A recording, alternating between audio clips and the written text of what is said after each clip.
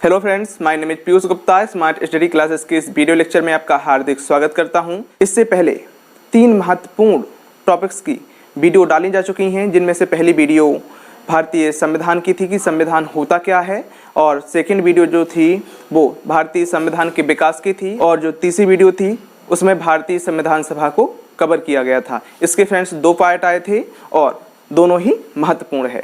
तो आज का जो सेशन है उसमें आप लोगों को बताया जाएगा कि भारतीय संविधान की विशेषताएं क्या हैं।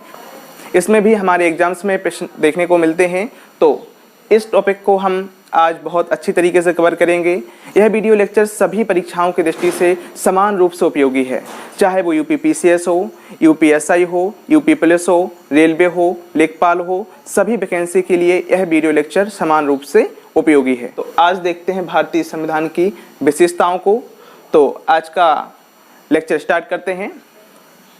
भारतीय संविधान विश्व के सभी देशों में सबसे अधिक विस्तृत संविधान है। इसमें जब यह संविधान मूल रूप से तैयार किया गया था तो इसमें 395 अनुच्छेद थे। कितने अनुच्छेद थे?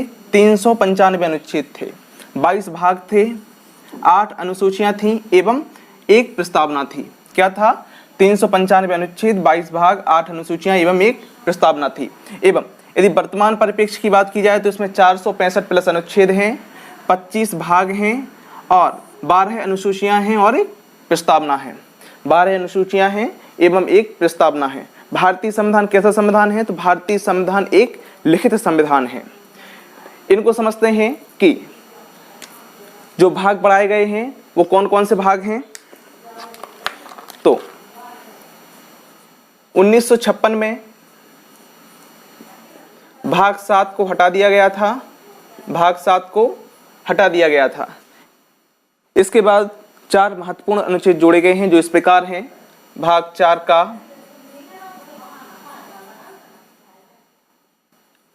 भाग 9 का, भाग 9 खा एवं भाग 14 का। यह 4 भाग जोड़े गए हैं फ्रेंड्स। तो भाग जो 4 का है यह मौलिक कर्तव्य से संबंधित है। किससे संबंधित है? मौलिक कर्तव्य से। 9 का है यह नगर पंचायत एवं स्थानीय स्वशासन से संबंधित है। किससे संबंधित है? स्थानीय स्वशासन से। इसके बाद है 9 खा। 9 खा जो है सहकारी समितियों से संबंधित है। सहकारी समितियां। एवं 14 का अधिकरण से संबंधित है। अधिकरण से संबंधित है। भाग 4 का एवं 14 का, भाग 4 का एवं 14 का 42वें संविधान संशोधन 1976 के द्वारा जोड़े गए थे। एवं जो 9 का है वह है 74वें संविधान संशोधन 1993 के द्वारा जोड़े गए थे। एवं जो सहकारी समितियां हैं वह है 97वें संविधान संशोधन 2011 के तहत जोड़े गई थी। कब जोड़े गए थे? 2011 के तहत जोड़े गए थे। इसके बाद जो अनुसूचियां हैं उनमें भी 4 की वृद्धि हुई है। तो कौन कौन सी अनुसूचियां हैं? अनुसूची 9 जोड़ी गई, अनुसूची 10, अनुसूची 11 एवं अनुसूची 12। तो जो अनुसूची 9 है वह है प्रथम संविधान संशोधन 1951 के द्वारा जोड़ी गई थी। प्रथम संविधान संशोधन 1951 के द्वारा जोड़ी गई थी। एवं जो 10वीं अनुसूची है वह दल बदल से संबंधित है। एवं 52वें संविधान संशोधन 1985 के द्वारा जोड़ी गई थी। 10वीं अनुसूची कब जोड़ी गई थी? 52वें संविधान संशोधन 1985 के द्वारा। एवं जो 11वीं अनुसूची है वह है स्थानीय स्वशासन अर्थात कि ग्राम पंचायत से संबंधित है। किससे है? ग्राम पंचायत से संबंधित है। यह 73वें संविधान संशोधन 1993 के द्वारा जोड़ी गई थी। कब जोड़ी गई थी? 73वें संविधान संशोधन 1993 के द्वारा जोड़ी गई थी। 12वीं अनुसूची है वह है नगर पालिका से संबंधित है। यह 74वें संविधान संशोधन 1993 के द्वारा जोड़ी गई थी। कब जोड़ी गई थी? 74वें संविधान संशोधन 1993 के द्वारा जोड़ी गई थी। एवं भारतीय संविधान की प्रस्तावना में अभी तक मात्र एक ही बार परिवर्तन किया गया है। वो कब किया गया था? तो 42वें संविधान संशोधन। कब? 42वें संविधान संशोधन 1976 के द्वारा भारतीय संविधान की प्रस्तावना में 3 शब्द जोड़े गए थे। वो शब्द हैं समाजवादी, पंथनिरपेक्ष एवं अखंडता। 3 शब्द कौन से जोड़े गए थे? समाजवादी, पंथनिरपेक्ष एवं अखंडता। इसके बाद नेक्स्ट है विभिन्न स्रोतों से विहित, यानी कि भारतीय संविधान को विभिन्न देशों से लिया गया है या अधिग्रहित किया गया है। लगभग भारतीय संविधान निर्माताओं ने 60 देशों के संविधान का अवलोकन किया एवं उन संविधान में जो अच्छी चीजें भारतीय संविधान निर्माताओं को लगीं, उन्होंने भारतीय संविधान में उसे ग्रहण किया। एवं भारतीय संविधान पर सर्वाधिक प्रभाव किसका पड़ा है? तो भारतीय संविधान पर सर्वाधिक प्रभाव भारत शासन अधिनियम 1935 का पड़ा है। किसका पड़ा है? भारत शासन अधिनियम 1935 का पड़ा है। भारतीय संविधान में 2 पक्ष देखे जा सकते हैं, एक दार्शनिक पक्ष है एवं एक राजनीतिक पक्ष है। यदि हम दार्शनिक पक्ष की बात करें तो मौलिक अधिकार को हम लोगों ने किस देश के संविधान से लिया है? तो अमेरिका के संविधान से लिया है। अमेरिका के संविधान से लिया है। यह हमारे संविधान में भाग 3 में वर्णित है। DPSP directive principle of state policy, यानी राज्य के नीति निर्देशक तत्व, यह हम लोगों ने किस देश के संविधान से लिए हैं? आयरलैंड के संविधान से लिए हैं। किससे लिए हैं? आयरलैंड के संविधान से लिए हैं। यह भाग 4 में वर्णित है। इसके बाद देखते हैं राजनीतिक पक्ष। राजनीतिक पक्ष में देखते हैं संसदीय प्रणाली को। संसदीय प्रणाली हम लोगों ने किस देश के संविधान से ली है? तो ब्रिटेन के संविधान से ली है। किससे ली है? ब्रिटेन के संविधान से ली है। ब्रिटेन के संविधान से हम लोगों ने क्या लिया है? संसदीय शासन प्रणाली। इसके बाद भारतीय संविधान की तीसरी विशेषता है नम्यता एवं अनम्यता का मिश्रण। क्या है? नम्यता एवं अनम्यता का मिश्रण। इसको समझते हैं कि नम्यता एवं अनम्यता का मिश्रण किस प्रकार है।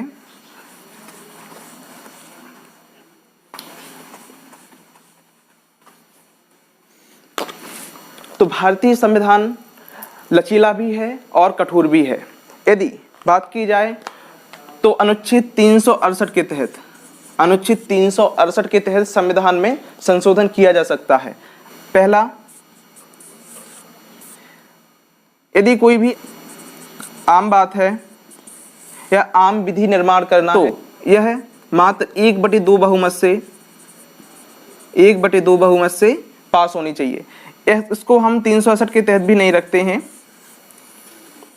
368 के तहत 2 बातें मेन रूप से उल्लिखित हैं, जिसमें पहला देखते हैं जैसे कि राष्ट्रपति का चुनाव हुआ। ऐसे बहुत सारे बिल हैं जिनमें 2/3 बहुमत की स्वीकृति चाहिए होती है संसद की। तो 2/3 बहुमत की स्वीकृति चाहिए होती है जो उपस्थित सदस्य होते हैं उनमें से। एवं एक और होती है जिसमें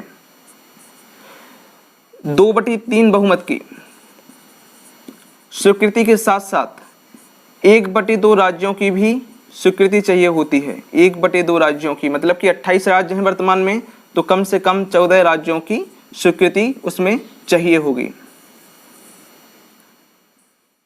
तो इसको देखते हैं कि यह नम्य प्रावधान हुआ, यह कठोर प्रावधान हुआ कि यदि भारतीय संविधान में संघ से संबंधित कोई भी चेंज करना है तो उसको हम लोग 2/3 बहुमत प्लस राज्यों में देखते हैं। जैसे कि इसका एक एग्जाम्पल हम देख सकते हैं जीएसटी को। तो जीएसटी को विभिन्न राज्यों से भी पारित करवाया गया था और केंद्र सरकार ने भी 2/3 बहुमत से इसको पारित किया था।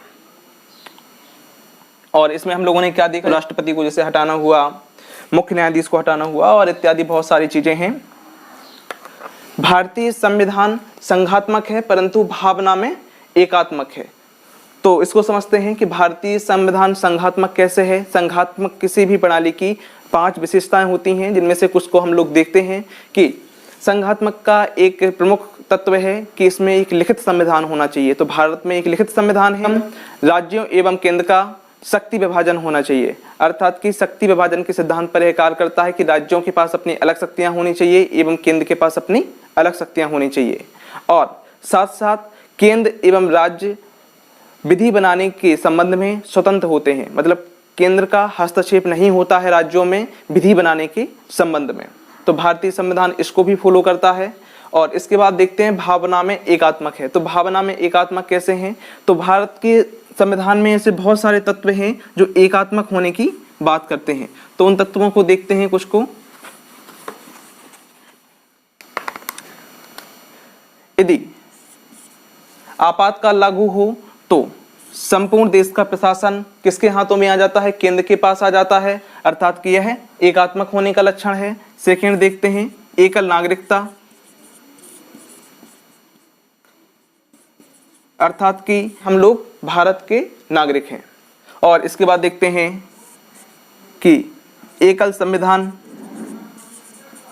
अर्थात कि संपूर्ण देश के लिए एक ही संविधान है।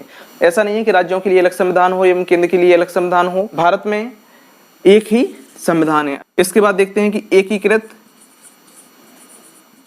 न्यायपालिका। यहाँ पर न्यायपालिका का जो स्वरूप है वह एकीकृत है, अर्थात कि ऐसा नहीं कि राज्यों के लिए अलग से न्यायपालिका हो और केंद्र के लिए अलग से न्यायपालिका। और इसके साथ साथ बहुत सारे ऐसे भी प्रावधान हैं जो एकात्मक होने की बात करते हैं। तो क्वेश्चन हमारे लिए महत्वपूर्ण क्या है कि भारतीय संविधान को संघात्मक किसने कहा है? भारतीय संविधान को संघात्मक किसने कहा है? संघात्मक कहा है प्रोफेसर त्रिपाठी ने। किसने कहा है? प्रोफेसर त्रिपाठी ने। एवं एकात्मक किसने कहा है? तो डी बसु ने। किसने कहा है? डी बसु ने। भारतीय संविधान को अर्ध संघात्मक किसने कहा है? अर्ध संघात्मक। तो भारतीय संविधान को अर्ध संघात्मक कहा है केसी व्हीलन ने। एवं भारतीय संविधान को सहकारी संघवाद किसने कहा है? सहकारी संघवाद। भारतीय संविधान को सहकारी संघवाद किसने कहा है? तो ग्रेनविल ऑस्टिन ने। इसके बाद देखते हैं सरकार का संसदीय स्वरूप।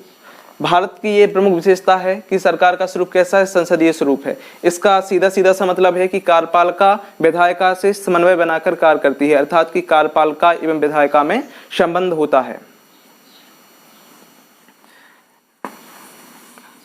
यदि अमेरिका का देखा जाए तो कार्यपालिका विधायिका से पृथक होती है। एवं संसदीय शासन प्रणाली की एक और विशेषता होती है कि इसमें एक वास्तविक प्रधान होता है एवं एक नाम मात्र का प्रधान होता है। तो वास्तविक प्रधान जो होता है लोकसभा में बहुमत दल का नेता होता है, एवं अर्थात कि इसको हम क्या कह सकते हैं? भारत का प्रधानमंत्री। एवं जो नाम मात्र का प्रधान होता है वह कौन है? भारत का राष्ट्रपति। भारत का राष्ट्रपति नाम मात्र का प्रधान होता है एवं जो भारत का प्रधानमंत्री है वह वास्तविक प्रधान होता है। इसके बाद देखते हैं एकीकृत एवं स्वतंत्र न्यायपालिका। एकीकृत एवं स्वतंत्र न्यायपालिका का सीधा सीधा सा मतलब है कि केंद्र एवं राज्यों के लिए कोई अलग से न्यायपालिका नहीं है, बल्कि एक ही न्यायपालिका होती है। जैसे कि सुप्रीम कोर्ट सबसे बड़ी अपीलीय न्यायालय है, एवं इसके नीचे अपीलीय न्यायालय कौन सा है? उच्च न्यायालय। इसके नीचे क्या है? अधीनस्थ न्यायालय, जो हमारे जिला न्यायालय कहलाते हैं। यदि कहा जाए कि सुप्रीम कोर्ट का वर्णन किस अनुच्छेद में है, तो अनुच्छेद 124 से सुप्रीम कोर्ट स्टार्ट होता है, एवं उच्च न्यायालय अनुच्छेद 214 से स्टार्ट होता है, एवं अधीनस्थ न्यायालय की बात की जाए तो अनुच्छेद 233 से यह स्टार्ट होता है। एक यह भी क्वेश्चन बनता है कि भारत में उच्च न्यायालयों की संख्या वर्तमान में कितनी है? तो उच्च न्यायालयों की संख्या कितनी है? तो 25 है। कितनी है? 25। एवं सुप्रीम कोर्ट में अभी वर्तमान में न्यायाधीशों की संख्या कितनी है? तो 33+1, अर्थात कि 33 जो अन्य न्यायाधीश हैं एवं एक मुख्य न्यायाधीश है। 33 अन्य न्यायाधीश हैं एवं एक मुख्य न्यायाधीश है। इसके बाद देखते हैं न्यायिक पुनरावलोकन। यह हम लोगों ने अमेरिका के संविधान से लिया है। किस देश के संविधान से लिया है? अमेरिका के संविधान से लिया है। यह संसद की विधायी शक्तियों पर प्रतिबंध लगाता है, अर्थात इसको ऐसे समझ सकते हैं कि यदि भारतीय संसद ऐसा कोई भी कानून बनाती है जो भारतीय संविधान से मेलजोल नहीं खाता है, तो सुप्रीम कोर्ट उस कानून को समाप्त करवा सकता है। इसके बाद देखते हैं मौलिक अधिकार को। मौलिक अधिकार हमारे संविधान के किस भाग में वर्णित हैं? तो भाग 3 में वर्णित है। अनुच्छेद कहाँ से कहाँ तक हैं, तो अनुच्छेद 12 से स्टार्ट होकर अनुच्छेद 35 तक भारतीय संविधान में मौलिक अधिकारों का वर्णन किया गया है। इनकी यदि अनुच्छेदों की बात की जाए तो अनुच्छेदों की संख्या कितनी है, 24। और कितने मौलिक अधिकार शामिल किए गए हैं, तो 6 मौलिक अधिकार शामिल किए गए हैं। मूल भारतीय संविधान में 7 मौलिक अधिकार शामिल किए गए थे, परंतु 44वें संविधान संशोधन 1978 के द्वारा 7वां जो मूल अधिकार था संपत्ति का अधिकार, उसे अब 300 का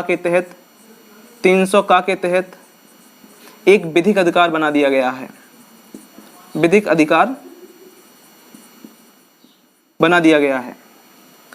एवं मौलिक अधिकार हम लोगों ने किस देश के संविधान से लिए हैं, तो मौलिक अधिकार को हम लोगों ने अमेरिका के संविधान से ग्रहण किया है। इसके बाद देखते हैं राज्य की नीति निर्देशक तत्व। राज्य के नीति निर्देशक तत्व भारत में दार्शनिक पक्ष को वर्णित करते हैं। यह भारत में आर्थिक समानता लाने की भी बात करते हैं।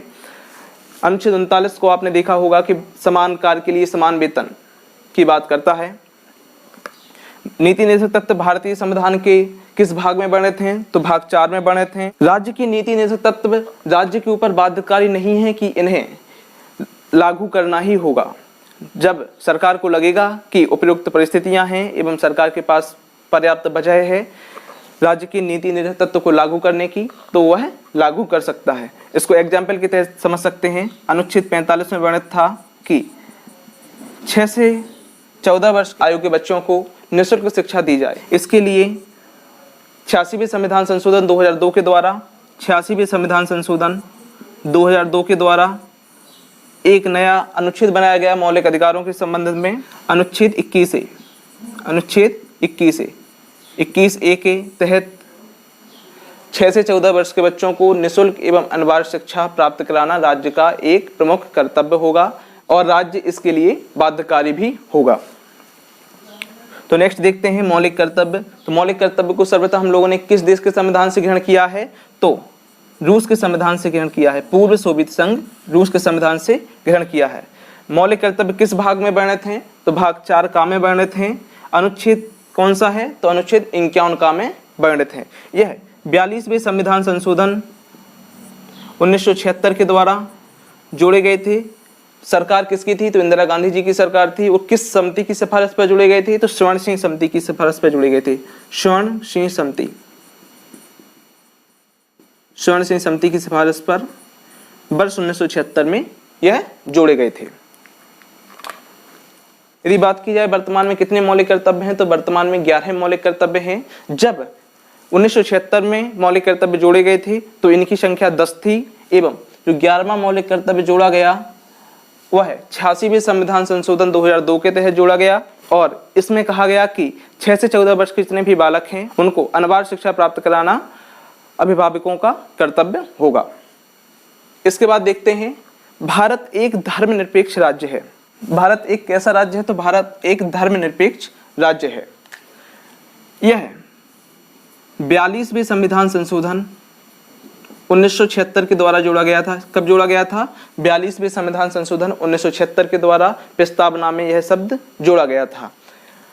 अभी हमने आपको बताया था कि भारतीय संविधान की प्रस्तावना में 1976 में परिवर्तन किया गया था और 3 शब्द जोड़े गए थे, समाजवादी, पंथ निरपेक्ष एवं अखंडता शब्द जोड़ा गया था। तो उसी में से एक शब्द है धर्मनिरपेक्ष अर्थात कि पंथ निरपेक्ष। इसमें कहा गया था कि भारत का कोई भी राज्य धर्म नहीं होगा अर्थात कि सरकार की ओर से किसी भी धर्म को बढ़ावा नहीं दिया जाएगा।